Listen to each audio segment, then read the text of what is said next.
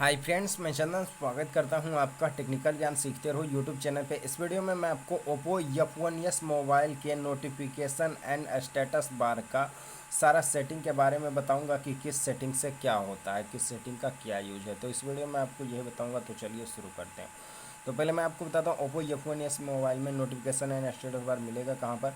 तो उसके लिए आप अपने ओप्पो F1s मोबाइल का सेटिंग को ओपन कर लीजिए और उसके बाद यहाँ पर नोटिफिकेशन एंड स्टेटस बार का ऑप्शन मिल जाएगा। तो आप यहाँ नोटिफिकेशन एंड स्टेटस बार पर क्लिक करिए और उसके बाद इस तरह से आ जाएगा। यहाँ पर बहुत सारा ऑप्शन मिल जाता है। तो सभी ऑप्शन के बारे में मैं आपको बताता हूँ कि किस ऑप्शन से क्या होता है। फर्स्ट में यहाँ पर है मैनेज नोटिफिकेशन, आप इस पर क्लिक करेंगे और उसके बाद यहाँ पर लोडिंग होकर आपका मोबाइल का सारा ऐप आ जाएगा। और उसके बाद जिस भी ऐप का नोटिफिकेशन को आपको बंद करना है आप उस ऐप पर क्लिक करिए और उसके बाद आपको यहाँ अलाउ नोटिफिकेशन का ऑप्शन मिल जाता है। आप इसको यहाँ से ऑन कर दीजिए और उसके बाद उस ऐप का नोटिफिकेशन जो है वो ऑफ हो जाएगा। तो आप यहाँ मैनेज नोटिफिकेशन पर क्लिक करके आप किसी भी ऐप का नोटिफिकेशन को बंद कर सकते हैं। और यहाँ पर सेकंड में एक ऑप्शन है बैटरी परसेंटेज। अगर जो आप इसको ऑन कर देते हैं, जैसे मैंने पहले से ही ऑन कर रखा होगा, जो आप में ऑफ है, तो आप यहाँ पर क्लिक करके अगर जो ऑन कर देते हैं तो ऑन करने से ये होगा कि आपका बैटरी परसेंटेज जो है वो यहाँ पर दिखाएगा कि आपका कितना परसेंट बैटरी चार्ज है। तो बैटरी परसेंटेज से ये होता है। यहाँ पर एक ऑप्शन है शो नेटवर्क स्पीड। अगर जो आप इसको ऑन करते हैं, जैसे मैंने ऑन किया हुआ, अगर जो आप में ऑफ है और आप यहाँ पर क्लिक करके ऑन कर देते हैं तो इससे ये होगा कि आपका सिम जितना भी स्पीड देगा वो आपको यहाँ पर स्टेटस बार में दिखाएगा। मेरे इस मोबाइल में कोई सिम लगा हुआ है ही नहीं, इसलिए नहीं पर दिखा रहा है।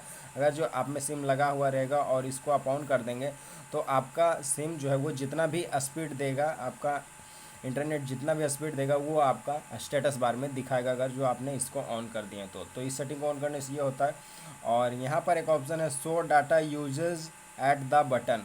अगर जो आपने इस सेटिंग को ऑन कर दिए तो इससे ये होगा कि आपका जो है वो जितना भी आप डाटा यूज करेंगे तो वो आपको यहाँ पर दिखाएगा, इसमें दिखाएगा, यहाँ पर दिखाएगा। तो फ्रेंड्स इस सेटिंग को ऑन करने से ये होता है। और यहाँ पर एक ऑप्शन है allow drop down notification bar on lock screen interface. अगर जो आप इसको ऑन कर देते हैं तो इससे ये होगा कि आप मोबाइल को लॉक करते हैं और उसके बाद स्क्रीन ऑन करके आप इस तरह से करेंगे तो नोटिफिकेशन बार ओपन हो जाएगा।